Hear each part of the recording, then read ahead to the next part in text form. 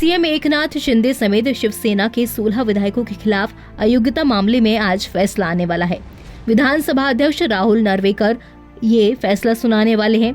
इस नतीजे पर एकनाथ शिंदे समेत उनके साथी विधायकों और शिवसेना विधायकों की किस्मत निर्भर करेगी।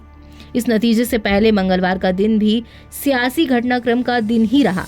फैसले से पहले नार्वेकर और शिंदे की मुलाकात पर विपक्षी दलों ने नाराजगी जताई और विवाद सुप्रीम कोर्ट तक पहुंच गया है।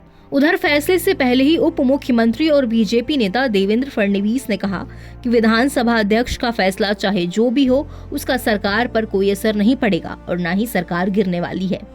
फडणवीस ने कहा कि विधानसभा अध्यक्ष उचित और कानूनी तौर से न्याय संगत फैसला करेंगे। हमारी सरकार कानूनी तौर पर मजबूत है। हमें उम्मीद है कि विधानसभा अध्यक्ष से हमें न्याय मिलेगा। हमारी सरकार कल भी स्थिर थी और कल भी स्थिर ही रहेगी। अब उन सारे हालातों के बारे में बात करते हैं जो स्पीकर के फैसले के बाद बन सकते हैं। कैसी स्थितियां बन सकती हैं जब स्पीकर अपना फैसला सुनाएंगे। उसमें से पहली संभावना तो ये है कि फैसला अगर मुख्यमंत्री एकनाथ शिंदे के गुट के पक्ष में आया तो उद्धव ठाकरे गुट के 14 विधायक विधानसभा की सदस्यता से अयोग्य करार दिए जा सकते हैं। अगर ऐसा हुआ तो फिर ठाकरे गुट विधानसभा अध्यक्ष के फैसले के खिलाफ सुप्रीम कोर्ट में अपील दायर कर सकता है। ठाकरे गुट को चुनाव से पहले राज्य भर में सहानुभूति मिलने की संभावना है। इसका फायदा चुनाव में मिल सकता है ठाकरे गुट को।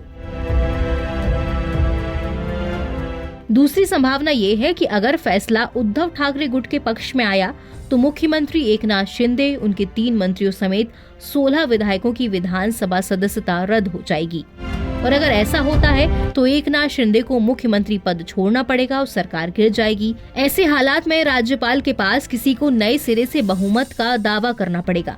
यदि दावा नहीं किया गया तो राष्ट्रपति शासन का भी एक ऑप्शन है।